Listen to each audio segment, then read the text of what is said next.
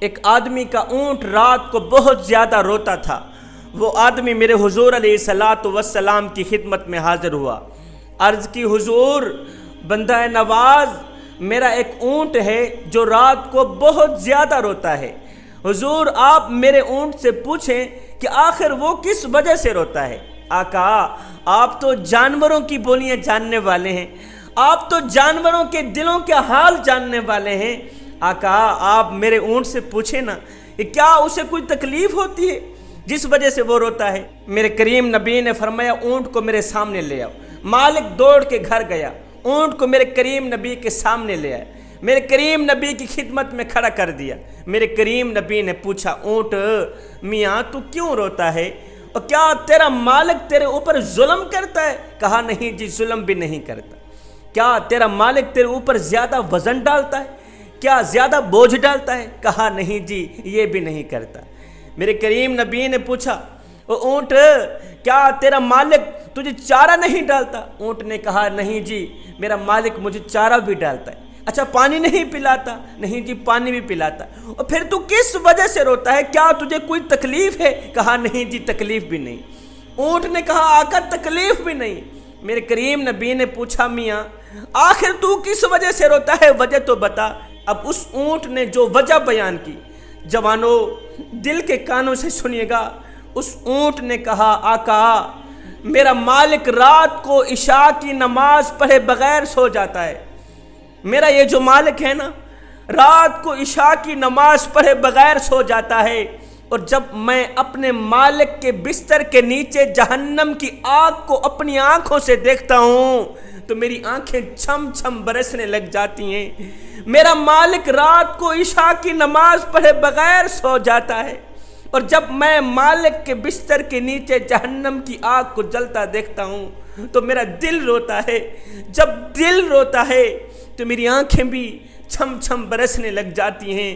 میرے کریم نبی نے اس بے نمازی مالک کی طرف دیکھا، دیکھ کر کہنے لگا او اللہ کے نیک بندے نماز پڑھا کر، اگر نماز نہیں پڑھے گا تو یاد رکھنا قیامت کے دن تجھے فرعون کے ساتھ اٹھایا جائے گا، اگر نماز نہیں پڑھے گا تو قیامت کے دن تجھے نمرود کے ساتھ اٹھایا جائے گا، قارون کے ساتھ اٹھایا جائے گا۔ میاں جس صف میں اللہ کے دشمن کھڑے ہوں گے، فرعون کھڑا ہوگا، نمرود کھڑا ہوگا، اور بھی بہت زیادہ دشمن کھڑے ہوں گے، تجھے بھی اسی صف میں کھڑا کر دیا جائے گا۔ میاں اگر تو چاہتا ہے کہ قیامت کے دن تو نبیوں کے ساتھ اٹھایا جائے، تو رسولوں کے ساتھ اٹھایا جائے، اگر تو چاہتا ہے کہ قیامت کے دن اللہ کے پیارے جس صف میں کھڑے ہوں تو بھی اسی صف میں کھڑا ہو، تو خدا را نماز کبھی نہ چھوڑنا۔ نماز دین کا ستون ہے جوانوں، نماز میرے کریم نبی کی آنکھوں کی ٹھنڈک ہے۔ جس شخص کے اندر نماز ہے اس کے اندر سب کچھ ہے، جس کے اندر نماز نہیں ہے اس کے اندر کچھ بھی نہیں ہے۔ میرے کریم نبی نے فرمایا جو شخص 5 وقت کی نماز با جماعت ادا کرتا ہے، اس جمعے سے لے کر اگلے جمعے تک درمیان کے جتنے بھی گناہ ہیں، یہ 8 دنوں کی نماز ان تمام گناہوں کا کفارہ ہے۔ جوانوں اگر تم بے حیائی سے بچنا چاہتے ہو، اگر تم برائی سے بچنا چاہتے ہو، اگر تم قتل و غارت سے بچنا چاہتے ہو، اگر تم گنڈا گردی سے بچنا چاہتے ہو، اگر تم شراب نوشی سے بچنا چاہتے ہو تو سنو میاں، بے حیائی کا علاج صرف نماز ہے، برائی کا علاج صرف نماز ہے، قتل و غارت کا علاج صرف نماز ہے، شراب نوشی کا علاج صرف نماز ہے۔ آئے حضرت سیدنا علی المرتضیٰ شیر خدا کرم اللہ وجہ الکریم نے فرمایا لوگو نماز کی فکر اپنے اوپر فرض کر لو، خدا کی قسم دنیا کی فکر سے آزاد ہو جاؤ گے اور کامیابی تمہارے قدم چومے گی۔ حضرت سیدنا ابو ہریرہ رضی اللہ تعالی عنہ سے روایت ہے، آپ کہتے ہیں میں نے حضور علیہ الصلاۃ والسلام سے سنا، میرے حضور علیہ الصلاۃ والسلام نے فرمایا صحابہ اگر کسی شخص کے دروازے کے سامنے نہر بہہ رہی ہو، دریا بہہ رہا ہو اور چشمے کا پانی بہہ رہا ہو، اگر یہ شخص روزانہ دن میں 5 ٹائم اس چشمے کے پانی سے نہائے تو تمہارا کیا خیال ہے اس کے جسم پر کوئی بھی میل باقی رہ جائے گی۔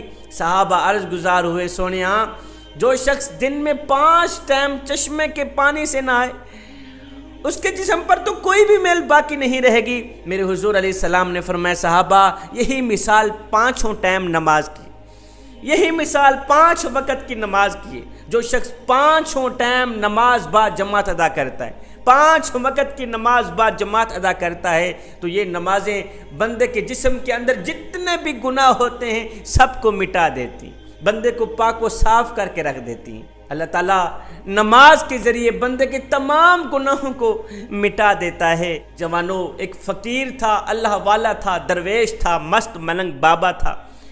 ایک خوبصورت بستی سے گزر ہوا، اس کا خوبصورت بستی سے گزرا، عالی شان مکان دیکھ کر، محل دیکھ کر اس نے کہا سبحان اللہ، اتنی خوبصورت بستی جس کو دیکھتے ہی جان میں جان آ جائے، اتنی خوبصورت عالی شان بستی۔ خیر آگے چلا گیا، کچھ عرصہ بعد جب اسی راستے سے اسی بستی سے گزر ہوا تو دیکھ کر حیران رہ گیا کہ وہ عالی شان مکان مٹی کے ساتھ مٹی ہوئے پڑے، ملبہ ہی ملبہ پڑا ہے، عالی شان مکان، خوبصورت بستی کا نام و نشان بھی نہیں ہے۔